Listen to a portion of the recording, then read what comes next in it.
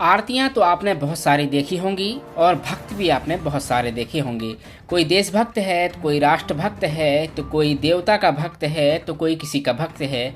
लेकिन इस अनोखे भक्त से हम आज आपको रूबरू कराने जा रहे हैं, जिनका नाम है दाऊ सरकार और रहने वाले हैं जबलपुर ज़िले के पाटन शहर के।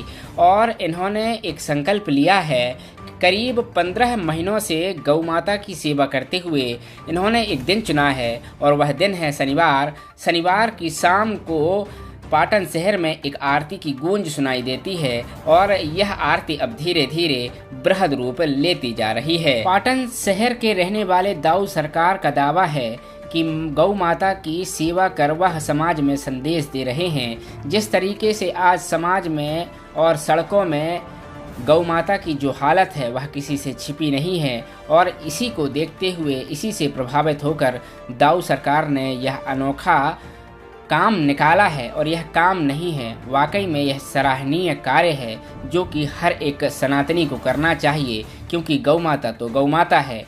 क्या जीवन क्या मृत्यु, जीवन के हर पड़ाव में गौ माता आपका साथ देने वाली है। तो आइए दिखाते हैं दाऊ सरकार की यह अनूठी और अनोखी कहानी।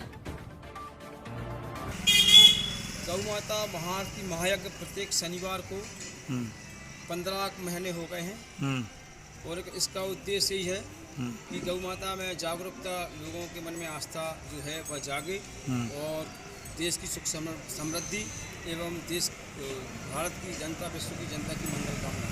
तो सबसे पहले मैं आज ये बोलना चाहूँगा कि हमारे आचार्य विद्यासागर जी महाराज को मैं विनयान्जलि अर्पित करता हूँ, जिन्होंने गौवंश की रक्षा के लिए देश में बहुत सारी गौशालाएँ खुलवाई हैं और गौ संरक्षण के लिए प्रयास करते हैं। तो मैं यही सभी लोगों से कहना चाहता हूं कि विद्यासागर जी महाराज की विनयान्जलि तभी अर्पित होगी जब सभी लोग उनके द्वारा जो गौ के लिए कार्य किए गए हैं और उनकी बताए हुए मार्ग पर चलें तो सही विनयान्जलि शामिल होगी। और मैं गौ माता की महाआरती में मैं सदैव यही कहता हूं कि गौ माता को राष्ट्र माता घोषित किया जाए और भारतीय मुद्रा में उनको स्थान दिए और शासन प्रशासन धर्म गुरुओं सबसे मेरा यही निवेदन है कि सरकार को भी जागरूकता बढ़ाइए, उसको आगे बढ़ाएं और गौ माता के लिए आराध्य बनाए जाएँ जिससे गौ संरक्षण हो सके। राष्ट्र माता गौ माता की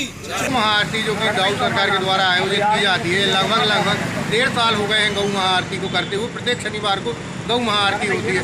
इसका एक दाऊ सरकार के अंदर यानी कि एक माध्यम से गौ माता ही कहें कि जो उनके अंदर एक विचार आया कि गौ महाआरती होना चाहिए हमारे यहाँ, तो उन्होंने सभी उनके साथ इष्ट मित्रों से उन्होंने बताया और फिर इसके बाद में यह लगातार कार्यक्रम का आयोजन किया जा रहा है। गौ माता जो कि संपूर्ण विश्व की माता है, गौ माता के बिना एक भी कार्य नहीं होता।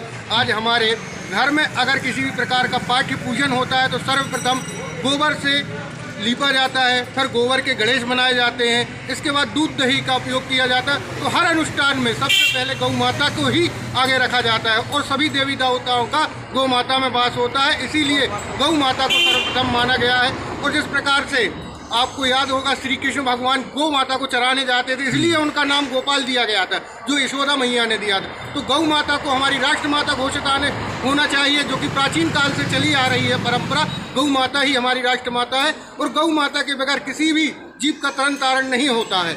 अगर कोई व्यक्ति अगर मृत्यु हो जाती है तो उसे भवलोक से पार होने के लिए गोदान का सबसे बड़ा महत्व बनाया गया है हमारे शास्त्रों के अनुसार। इसीलिए गौ माता को हमारे भारत में पूजनीय है और भारत सरकार को गौ माता को राष्ट्र माता घोषित करनी चाहिए।